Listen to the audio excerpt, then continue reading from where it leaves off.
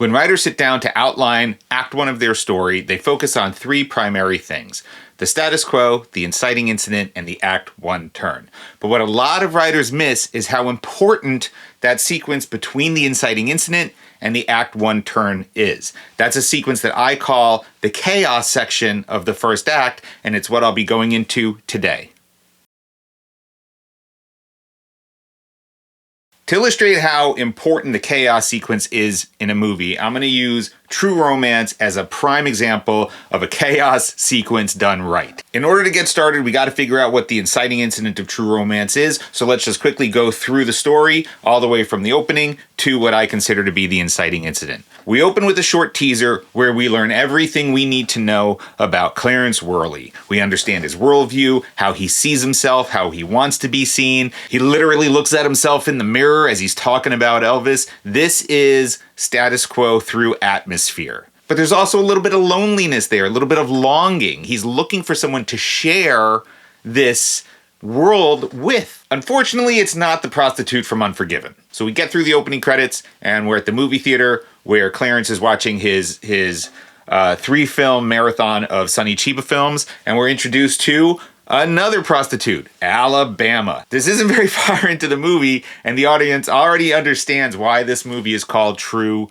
Romance. So Alabama comes in, she spills the popcorn all over Clarence, she climbs over the seat, they flirt, and this is their meet cute. But is it the inciting incident? No, I don't think it is. And why? Because meeting Alabama doesn't change Clarence in any meaningful way. It doesn't force him to make a choice, and it definitely doesn't present a sort of problem that needs to be solved. So they watch the movie, they go out for pie afterwards, and they talk, and they really like each other, and Clarence brings her to the comic book store. You can see by just the way that Alabama's looking at him that there's something different about this guy. And we know as an audience that Alabama didn't just show up randomly at this movie theater because, I mean, look at her. Why would she, right? The night goes perfectly and they end up having a very romantic night bathed in blue light thanks to Tony Scott. And now we get to the post-coital scene by the billboard. Is this the inciting incident?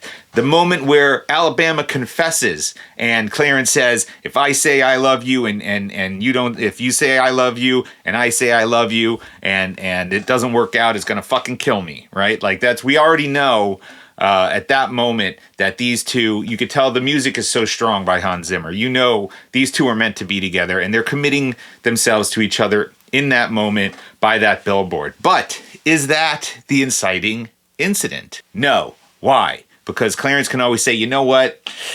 I'm your 4th client in 4 days. I don't think this is the kind of girl that I want to bring home to my dad. And he can walk away. He doesn't have to go any further. He can just abandon this romance at any time. So there's no problem that he's being forced to confront, and there's no choice that he's being forced to make. So let's move to the next scene. What's the next scene? They get married, and then they get tattoos. That's irreversible. Is that the inciting incident? Is getting married to Alabama the inciting incident? No. Why? Because you can always get divorced. And the tattoo can always get removed. Even if it can't, it's not presenting anything that needs to be solved. It's just really, really great character building. It's just a short amount of time. So if none of those events are the inciting incident, what is?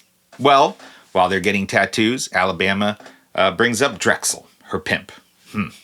This really sets Clarence off in a way that he wasn't expecting. Now we're back at their place. All of the romance, all of the initial, I love you, let's get married, excitement, settling down. They're sitting on the couch, they're watching a movie, but Clarence just can't focus. So he goes to the bathroom to talk to his imaginary friend, Elvis. Yeah, Clarence is a nut job. He's got psychosis. I could do a whole nother video about Clarence's psychosis and talk about Tarantino's original plan for True Romance and Natural Born Killers, and how happy I am that the original version of this story didn't go through and we ended up with True Romance, which I think is a fantastic film, and Natural Born Killers, which I used to like in high school, but not so much anymore. I don't think it holds up very well. Anyway, so we're introduced to his imaginary friend, Elvis, and Elvis says, you should fucking kill him, right? I like you, Clarence. Always have. Always will. And Val Kilmer just nails it as a faceless Elvis. So what is it now? So what is that? Now, Clarence makes a decision. He decides he's going to go get Alabama's things from Drexl. He doesn't have to do this. He's choosing to put himself in danger. He's choosing to say, you're not a call girl anymore. You're Mrs. Worley. You're Alabama Worley. You're mine. And we're together. And you're not Drexl's. And I'm going to go fucking tell him that. And she even tells him not to go, don't do it. You don't understand how dangerous he is. We've set up how dangerous Drexl is when we cut away from the tattoo parlor when Clarence is like, what's a Drexl? And Gary Oldman, they get the cocaine and he kills Sam Jackson. And so now we know what the threat is. We know what Drexl's capable of before we meet him. Great setup. Great setup for an antagonist who we dispatch very quickly. That's the inciting incident. Clarence deciding to go get Alabama's things is the inciting incident because now he is forced into this problem, right? He's forced to make a choice. He's forced to deal with Drexl. Everything from there to the Act 1 turn or the lock is the chaos sequence. And what this is a domino effect where every scene, every action, every decision creates this tension and this pressure building up to what becomes the inevitability of the Act 1 turn and the engine of the entire story. When writers rush through the chaos sequence of their story, they're not letting the audience get sucked into the world of their movie. If you nail the chaos sequence, then you have your audience and you've got them for good. You've got them for the rest of your story because they're invested, because they want to see what happens. So what happens in True Romance in the chaos sequence of the movie? Clarence goes over to Drexl's. He puts himself in danger. Marty lets him in. He has this conversation with Drexl, this back and forth, and he gives him the envelope with nothing in it. We know this is going to set Drexl off. And it does. And so they get into this huge fight. And during that fight, Clarence gets his ass kicked and he gets his ID taken out from him.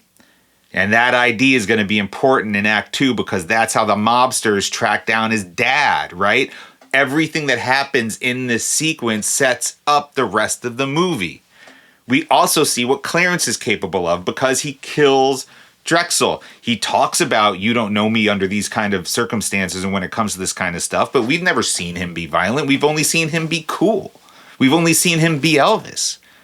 And so when he shoots Drexl in the crotch and then he tells him, open your fucking eyes, and he shoots him in the face, what does that tell us about what Clarence is capable of? That's going to set Clarence up for the rest of the movie. And so then he knows that all of these other prostitutes and people, they see his face. He's not wearing a mask. That puts him in immediate danger of being identified, not only from his ID, but from all of these witnesses. But he doesn't care because he's doing it for Alabama. It's built on love. It's built on what we've already established by this point. So let's keep going. Is that the Act 1 turn? Is killing Drexl the Act 1 turn?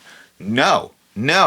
Why? Because it doesn't take us to the first mission of Act 2. It doesn't launch us into the juice of the movie. He goes home, he tells Alabama, and he blows up at her a little bit because at first he thinks she's like, judging him. And do you love him? Did you love him? I did this for you, that fucking guy, right? And then she says, it's the most romantic thing that anybody's ever done in the history of the world, right? And she's just so madly in love with him at this point. And then they open the suitcase. And what's in the suitcase? All of that beautiful cocaine. That's the Act 1 turn. That's the end of the chaos sequence. Now we're up to, we have all of this cocaine, and what are we going to do with it? What does that tell you mission 1 is going to be in True Romance, the first half of Act 2? Find somebody to buy all this beautiful cocaine, right? That's the adventure. That's when they cross the threshold by leaving Clarence's apartment and going to visit his dad. They're doing it because he's got to make sure that he's not going to go to jail. He's not going to get arrested for killing Drexl, but he's also got to find somebody to buy all this fucking cocaine. So that's the chaos sequence of True Romance. And you can see how important it is because every single thing that happens draws you as the viewer, you as the reader, in further and further into this world, and you just want to go along for the ride. So the final takeaway from this is, don't neglect that space between the inciting incident and the Act 1 turn.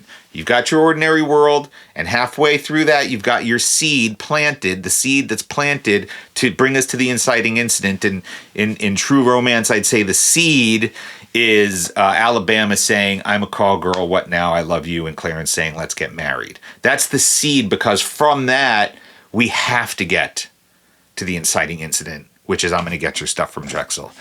Then you've got your inciting incident, and that builds, and it's inevitable to get to the Act 1 turn, which is looking at that cocaine and being like, well, yeah, I guess this is what we're doing now. If you have anything to contribute to this conversation, if you like this kind of content, comment down below and come back to the channel for more breakdowns like this on beats, story architecture, deep dives into screenplays, and all sorts of other stuff. Until next page, I'm Matt Weiner, and this is Fade In, a channel dedicated to the art of screenwriting.